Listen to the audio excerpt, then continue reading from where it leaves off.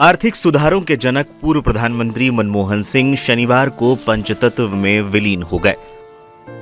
उनका राजकीय सम्मान के साथ अंतिम संस्कार किया गया। मनमोहन सिंह की बेटी ने उन्हें मुखाग्नि दी।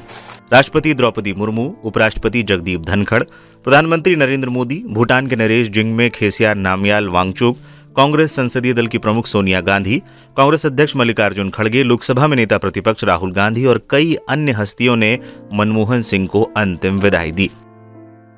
भारत के पूर्व प्रधानमंत्री मनमोहन सिंह के निधन पर दुनिया भर से नेताओं की प्रतिक्रियाएं सामने आ रही हैं। इस बीच मलेशिया के प्रधानमंत्री अनवर इब्राहिम का एक पोस्ट चर्चा का विषय बन गया है। अनवर इब्राहिम ने मनमोहन सिंह को याद करते हुए एक्स पर एक भावुक पोस्ट लिखा, जिसमें मलेशियाई पीएम ने उन दिनों का जिक्र किया जब वो जेल में थे।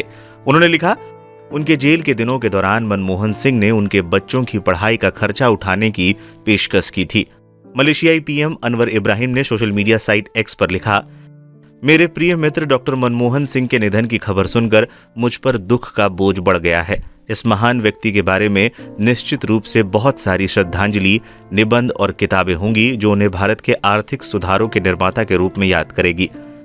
प्रधानमंत्री के रूप में डॉक्टर मनमोहन सिंह भारत के विश्व के आर्थिक दिग्गजों में से एक के रूप में उभरने के वो सूत्रधार थे।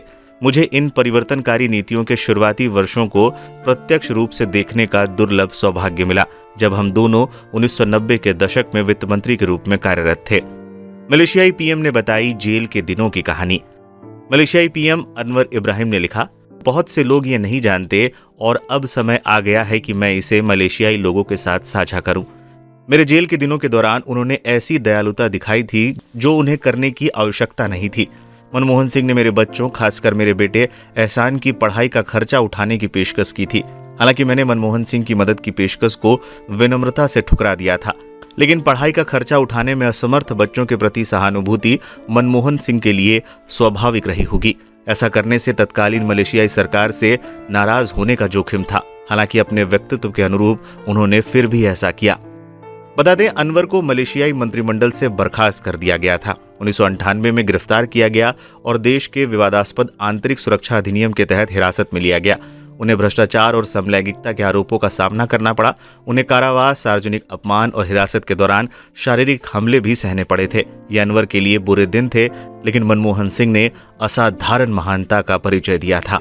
बता दें, मलेशियाई पीएम अनवर इब्राहिम की पोस्ट की देश भर में चर्चाएं हो रही हैं।